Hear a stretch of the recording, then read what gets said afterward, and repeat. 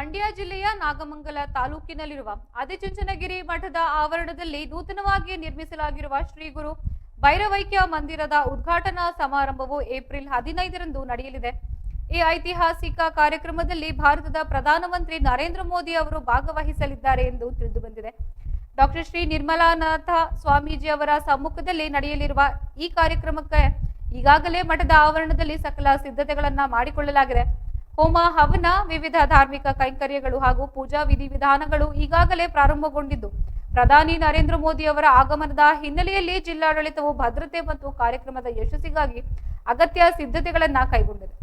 ಕಾರ್ಯಕ್ರಮಕ್ಕಾಗಿ ಬೃಹತ್ ವೇದಿಕೆ ನಿರ್ಮಾಣ ಮಾಡಲಾಗಿದ್ದು, ಪ್ರಧಾನ ಮಂತ್ರಿಗಳು ಹೆಲಿಪ್ಯಾಡ್ ನಿರ್ಮಾಣ ಕಾಮಗಾರಿ ಸಹ ಭರದಿಂದ ಸಾಗಿದೆ. ಭದ್ರತಾ ದೃಷ್ಟಿಯಿಂದ ಬಿಗಿ ಪೊಲೀಸ್ ಬಂದೋಬಸ್ತ್ ಏರ್ಪಡಿಸಲಾಗಿದ್ದು, ಕಾರ್ಯಕ್ರಮದ ಯಶಸ್ಸಿಗೆ ನಿರ್ವಹಣೆಗಾಗಿ ಹಾಗೂ ಭದ್ರತಾ ವ್ಯವಸ್ಥೆಗಾಗಿ ಪೊಲೀಸ್ ಇಲಾಖೆಯು ವ್ಯಾಪಕ ಸಿದ್ಧತೆಗಳನ್ನು ಮಾಡಿಕೊಂಡಿದೆ. ASP 10, DYSP 15, PI 40, PSI 151, ASI 92, PC 1700, KSRP 8, DAR 10, QRT 5 ಮತ್ತು ಎಎಸ್ಸಿ ಟೀಮ್ 10 ಸೇರಿದಂತೆ ಒಟ್ಟು 2000ಕ್ಕೂ ಹೆಚ್ಚು ಪೊಲೀಸರನ್ನ ನಿಯೋಜಿಸಲಾಗಿದೆ. ಕಾರ್ಯಕ್ರಮದ ದಿನದಂದು ಯಾವುದೇ ಅಹಿತಕರ ಘಟನೆಗಳು ನಡೆಯದಂತೆ ನೋಡಿಕೊಳ್ಳಲು ಎಲ್ಲಾ ರೀತಿಯ ಮುಂಜಾಗ್ರತಾ ಕ್ರಮಗಳನ್ನು ಕೈಗೊಳ್ಳಲಾಗಿದೆ.